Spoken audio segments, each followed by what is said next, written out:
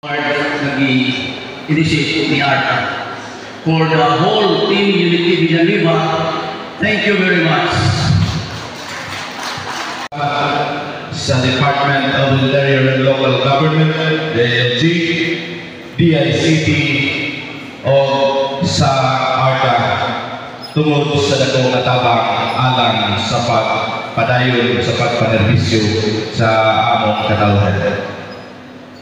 And we have again, salamat lumayan. I would like to say thank you for all the support you have given to our municipality, especially the DICT and the Arta Region 10, who always push us to realize this award we have received today. The recommendation of ease of doing business using the digital platform EBOS, Electronic Business One-Stop Shop.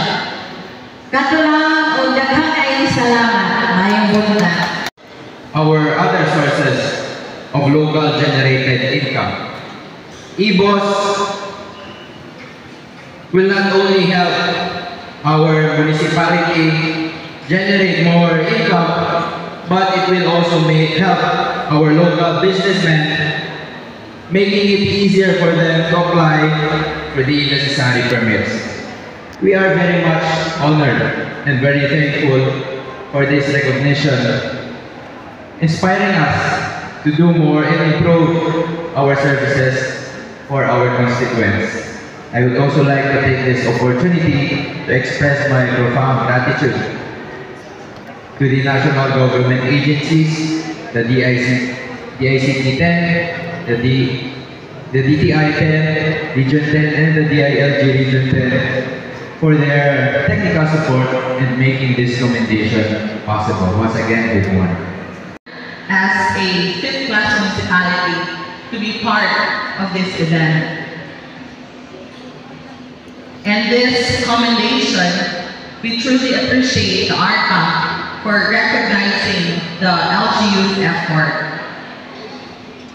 This commendation is not just a pride and honor for us all, but truly an affirmation of that good governance is our cornerstone in the service of our people. We believe that this initiative is easy and a speedy process of government transactions and business process, give business permits to our people that will entice other local investors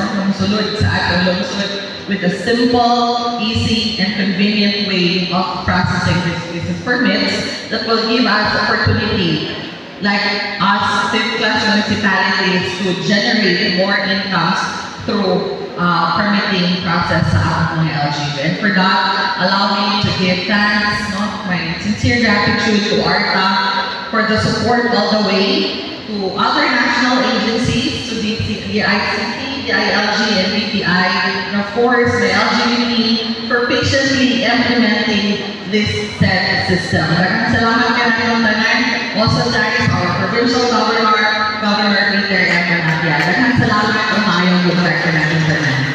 Make immense pride and gratitude that I stand before you today to accept this commendation from the under-ranking authority known as ARTA, and on behalf of the local government unit of Salay, headed by our veteran mayor, Angelo Capistrano Jr., and of course our youth. This recognition is a testament in public service commitment to the excellence, transparency, and of course public service. The implementation of the Electronic Business One-Stop Shop known as EBOS and the adherence of the Citizens Charter have not only streamlined our processes, but have been also brought significant improvements on the way we serve our community. These initiatives have empowered local entrepreneurs